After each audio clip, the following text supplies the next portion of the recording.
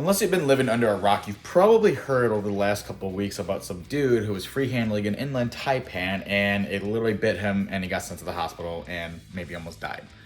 Well, this is going to spark a lot of issues for us as reptile keepers because one, people don't like reptiles already. A lot of people can't even tell the difference between a rat snake and a copperhead. Every snake's a copperhead to a person, and people hate the fact that people keep venomous as well as just regular reptiles. Now, the guy who got bitten by the inland taipan was saying how he wants to feel a connection with his animals. He wants these animals to feel his love and recuperate it back. Well, whether that is a thing that happens or not, I don't think he saw the bigger picture of, yeah, not everyone's going to get bit by free handling reptiles, but there is that risk and that possibility. And I don't think he realizes this puts all of us at risk.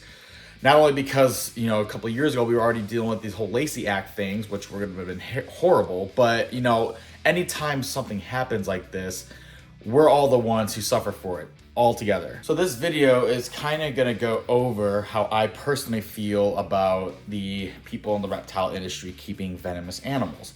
I own a venomous animal, not really a typical, venomous front fang snake, but I do own a Gila monster, and I do own hognose snakes, which are what we call rear fang venom. They have a modified saliva that really doesn't do anything, but that doesn't change the opinion of the people in the normal crowd. I'm not going to get down to the nitty gritty of everything that happened with this guy's bite. I'm not going to really talk about all that. There's plenty of stuff on the internet talking about the conditions. He's made videos going back at people saying those aren't the conditions.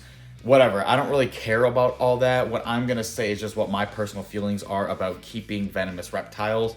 At the end of the day, I do think what he did was irresponsible, and this is going to kind of lead up to what my opinion is about venomous reptiles.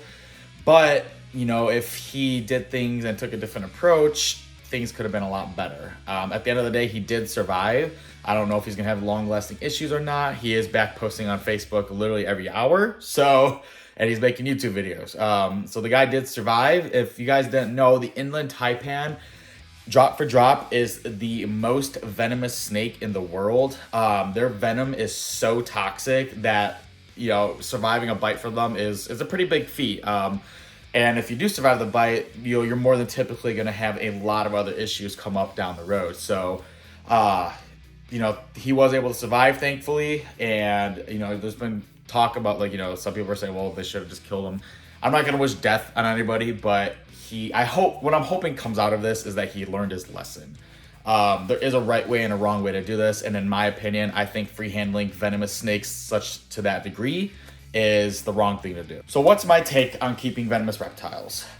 I, just as much as everybody else, love my reptiles. I love being able to walk into my reptile basement or room and basically just look around and see all these animals just do their thing and explore their habitats. I really try to go for the bioactive approach for everything, make everything look naturalistic.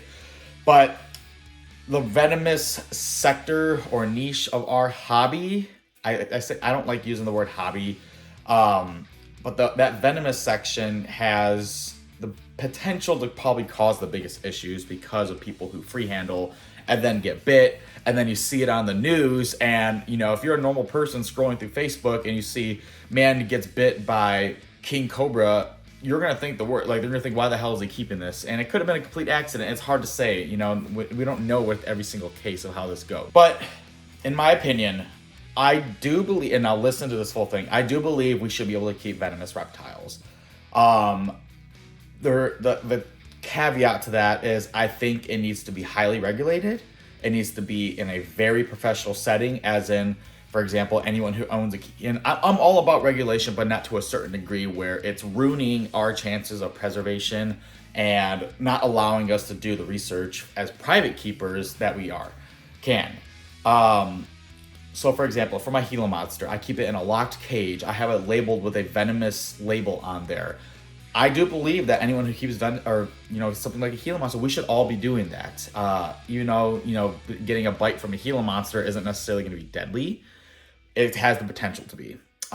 When it comes to venomous snakes, I think the exact same thing. I think it needs to be in a very secure, tight enclosure, not held up, with a lid with rocks or anything. It needs to be labeled And I would even go as far to say as there should be some sort of facility within the area that has antivenom, or you're able to get your own antivenom. Now, I don't think that's actually possible for private people to, carry antivenom. It does expire.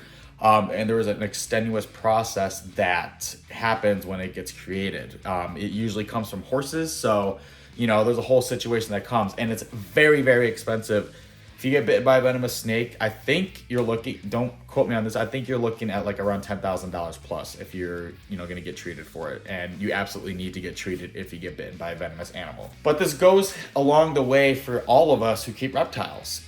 You see people posting on Facebook in their Facebook groups an enclosure and everyone starts bashing them.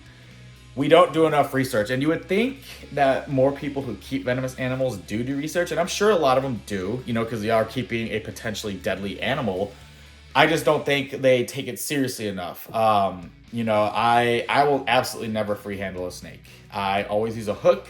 I try to be as safe as I can, and there's still risk in that. So what I'm trying to say is I do think we should be able to keep venomous animals, but at the end of the day, it needs to be very, very professional, and it needs to be very, very strict.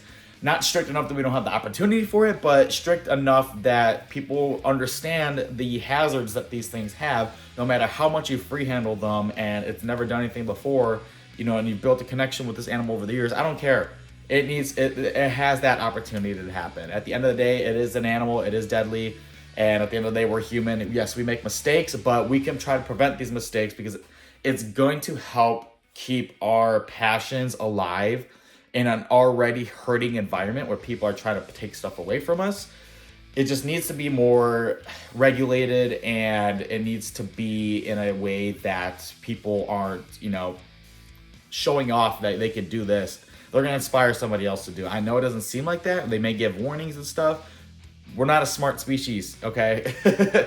Something's going to happen, and stuff has happened, and stuff just did happen. So yes, that's my thought about keeping venomous reptiles. I do love them. I love my Gila monster. I never free handle her unless I first wear bite-proof gloves, and I'll pick her up then. And then once I'm able to secure the sides of her neck, that's when I'll start to free handle her. And even then, that's probably a not wise thing to do. I probably should just wear the gloves the whole time.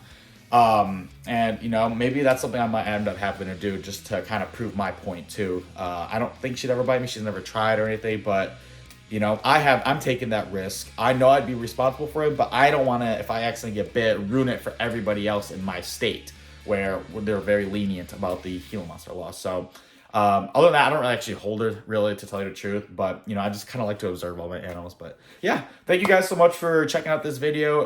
If you have your own thoughts about keeping venomous animals, put it in the comments. Let me know what you think. But other than that, we'll see you in the next one.